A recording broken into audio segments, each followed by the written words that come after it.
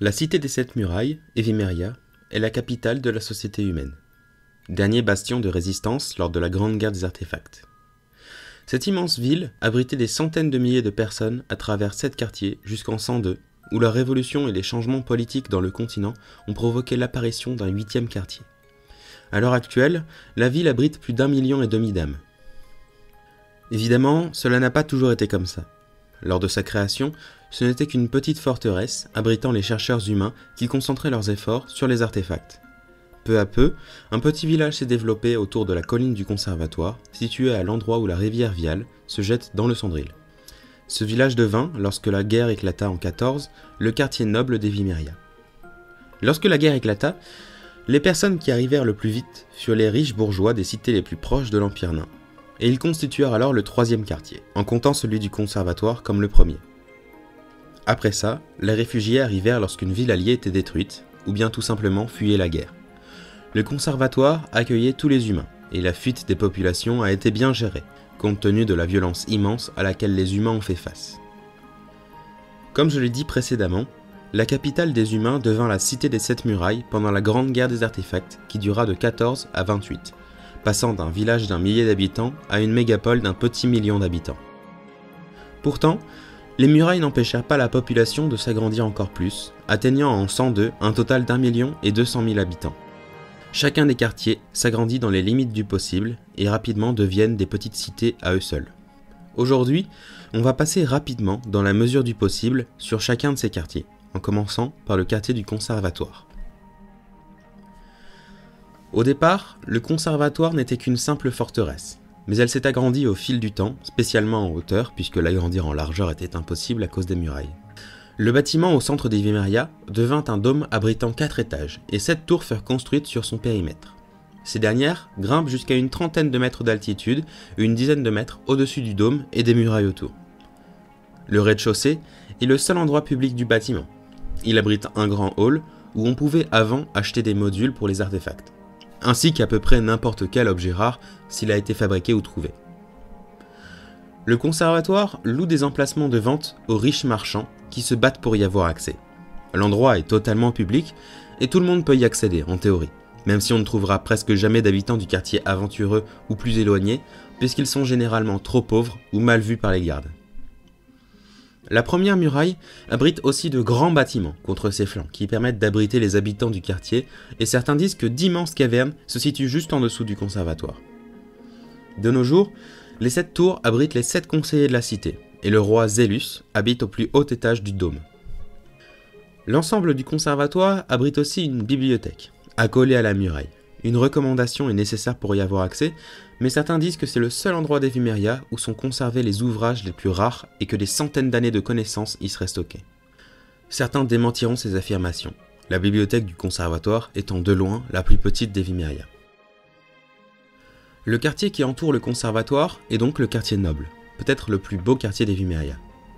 Les bâtiments s'élèvent plus haut que dans les autres quartiers, mais laissent le soleil passer grâce à de grandes avenues ouvertes. Les maisons les plus proches des murailles y sont comme accrochées, et c'est le seul quartier où l'on peut par mégarde arriver jusqu'en haut des murs, juste en visitant. En effet, certaines allées montent le long du périmètre de la ville jusqu'à arriver jusqu'aux 25 mètres d'altitude des murailles. Tous les bâtiments sont magnifiques, et la densité est faible comparée aux autres quartiers. Être noble dans Evimeria, ce n'est pas rien faire de la journée, c'est un travail d'apprentissage culturel, une recherche constante de l'histoire, de la magie ou bien des arts, mais pas seulement. La plupart des habitants des autres quartiers visent à grimper les échelons de leur travail pour pouvoir un jour s'offrir une maison ici. On y trouve donc les gens les plus importants des organisations des autres quartiers. En effet, les grandes maisons aux murs d'un blanc angélique, les toits scintillant au soleil et les grandes allées parcourues de végétation entretenue en font rêver plus d'un. Mais la sécurité du quartier convainc le reste de s'y installer lorsque leur situation le permet. À part cela, le quartier contient des bâtiments importants au patrimoine évimerien. La bibliothèque en fait partie, puisqu'elle est la 2e plus grande d'Evimeria, libre d'accès et contient des ouvrages dans des dizaines de langages différents. On peut aussi admirer et rendre visite aux premières églises d'Evimeria, 7 en tout, une pour chaque dieu, sauf Skuro, le 8e laissé à l'abandon. Passons au quartier suivant, celui des bourgeois. C'est le 2e plus beau d'Evimeria, sans aucun doute, mais pour cela il faut aimer l'organisation. L'endroit a été construit en respectant absolument toutes les règles qui pourraient aider à améliorer l'hygiène. Ici, pas de rats, pas de maladies qui se répandent comme un incendie dans la savane. Certains diront que sans le quartier bourgeois, le quartier noble aurait déjà cessé d'exister. Les égouts de la ville ont commencé leur existence ici, et se sont agrandis dans le reste de la ville qu'une fois que tout le quartier fut desservi. Les bâtiments grimpent assez haut, mais pas comme chez les nobles. Ici, la hauteur maximale est d'une 12aine de mètres, et aucun bâtiment n'est accolé aux murailles. La plupart des habitants du quartier font partie d'organisations privées, que ce soit des milices ou bien des marchands, mais on peut aussi y trouver énormément de prêtres des différentes foi rassemblés ici. En effet, s'il y a une limite d'altitude pour les bâtiments, elle a été enfreinte par les hommes de foi. Ici, on peut trouver les plus grandes cathédrales du continent, la plus grande étant dédiée à Phos, de près suivie par les 4 dieux majeurs du continent. Les 3 autres ne sont pas à plaindre, et même Skuro possède une cathédrale. Au risque de répéter les mêmes bâtiments que dans les autres quartiers, on peut aussi trouver dans le quartier bourgeois la plus grande bibliothèque d'Evimeria, mais celle-ci peut se montrer légèrement décevante. En effet, c'est la plus grande bibliothèque, mais peu de livres sont vraiment utiles pour quelques recherches. La plupart sont des œuvres de fiction, des sciences ou bien de la philosophie. Même si la plupart s'en contentent, et même si les sujets que les livres permettent de couvrir sont grands, ce n'est pas dans cette bibliothèque qu'on découvrira un journal de recherche sur quoi que ce soit d'un peu mystérieux. À part les bâtiments religieux et la bibliothèque, le quartier rassemble les meilleures auberges, ainsi que quelques bons magiciens et quelques marchands. Je reviendrai sur chacun des quartiers, peut-être une autre fois. En s'écartant un peu plus, on arrive dans le quartier marchand. Pas le quartier le plus beau, mais peut-être bien le plus riche. Le quartier marchand est l'endroit où toutes les marchandises qui rentrent ou qui sortent d'Evimeria passent. Tout s'achète, tout se vend et tout s'échange. Les marchands empruntent le fleuve, les routes et même parfois des moyens magiques pour pouvoir faire du bénéfice. Cela n'a pas toujours été le cas, puisque pendant la longue période ayant suivi la guerre, il n'y avait pas vraiment de marchandage à faire à l'extérieur de la ville. Pendant cette longue période, le quartier marchand était tout de même le cœur de la ville où riches et pauvres se rassemblent pour acheter, échanger et vendre. Depuis la réouverture des routes de commerce, le port fluvial s'est très grandement développé, et la place de marché s'est délocalisée pour être mieux placée. Le port s'est construit en remplaçant les vestiges de l'ancien, qui étaient toujours présents d'avant la guerre, et la fourche, l'endroit où le vial se jette dans le Sandril, est désormais le cœur d'un immense marché qui accourt tous les jours des premières lueurs du soleil jusqu'à tard le soir. Dans ce quartier, on peut trouver quelques églises dévouées à des dieux qui profitent un peu plus aux marchands. C'est donc sans grand étonnement que Kalanero y est le plus représenté, mais on peut voir pas mal de temples dédiés à Tascodi, la déesse des ombres.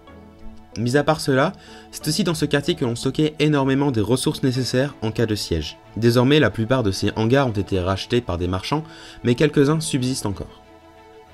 Lorsqu'on se dirige un peu plus vers l'extérieur de la ville, on arrive dans ce qui était précédemment le quartier le plus pauvre, avant que le 8e ne fasse son apparition. Le quartier aventureux porte encore les signes d'une arrivée massive de population. Les bâtiments, bien qu'en pierre pour la grande majorité, possèdent bien plus de signes du passage du temps que dans les autres quartiers. La raison est simple. Ils ont tous été construits beaucoup trop vite, sans grande aide magique et avec des matériaux qui n'étaient parfois que des rebuts achetés à bas prix ou volés. Malgré cela, le quartier aventureux possède un certain charme. C'est ici que les riches marchands sous-traitent et on peut voir énormément de différents styles de bâtiments. Aucun coin du quartier ne ressemble à un autre. Le district des tanneurs, des forgerons, des joailliers, tout est à voir ici. Des dizaines d'odeurs différentes se rassemblent, bien moins agréables que celles du port, mais tout aussi intéressantes. Dans le quartier aventureux, on trouve de tout, tant qu'on n'espère pas trouver les joyaux de la couronne. Encore que, avec la guilde des voleurs qui sommeillent, ce ne serait pas si surprenant. Dans ce quartier, on trouve des auberges, des églises pour tous les dieux, des marchands et des soldats, des bars chaleureux la nuit et des casernes d'entraînement énergiques le jour. Le quartier a ses problèmes, mais il a aussi ses joyaux, c'est de loin le plus dense au niveau de sa population. C'est dans ce quartier que se trouve le Perroquet Cacteur, une taverne ouvertement pour la résistance. Elle a officiellement fermé lorsque Zeus a pris le contrôle de la ville en 103, mais reste officieusement ouverte pour tous les sympathisants de la Révolution. Trop de bâtiments sont intéressants pour que je puisse tout citer maintenant, mais je ferai un zoom sur ce quartier une autre fois. En attendant, allons un peu plus vers l'extérieur de la ville, dans le quartier militaire. Contrairement à ce que son nom indique, il n'est pas constitué entièrement de casernes et de champs d'entraînement, même s'il est vrai que 70% de sa population est dans le business militariste. Le quartier militaire est avant tout presque une ville à part entière, rassemblant beaucoup de corps de métiers différents, notamment d'assez bons forgerons. Mais oui, c'est vrai, ça reste quand même beaucoup de casernes et de camps d'entraînement. On peut en trouver presque autant que d'églises, de cimetières et d'auberges. Ici, la vie est devenue assez simple depuis la fin de la Grande Guerre, mais l'apparition de la Révolution en 102 a rendu les choses quelque peu compliquées. Les habitants qui auparavant ne doutaient pas de l'autorité du conservatoire ont commencé à réfléchir par eux-mêmes et à poser des questions. De plus, les influences des marchands illégaux et de la mafia rendent certaines allégeances difficiles à respecter. Ne nous méprenons pas cependant. Le quartier reste à 90% loyal à la tête des Vimeria, mais c'est un gros changement par rapport aux 100% d'avant la Révolution. Le quartier lui-même est assez générique, la beauté ne ressort pas vraiment des bâtiments. Ils ont été construits pour être efficaces et pour pouvoir tenir lors d'attaques naines pendant la guerre. Un fait intéressant concernant les bâtiments du quartier militaire, on ne peut pas s'approcher du centre des Vimeria sans passer sous les arches des bâtiments. En effet, chaque rue, lorsqu'elle se dirige vers l'intérieur ou l'extérieur des Vimeria, passe sous un bâtiment. Cela a été prévu pour ralentir la progression de troupes invasives. Les habitants feraient s'écrouler les bâtiments sur les routes, empêchant des machines de guerre naines d'avancer.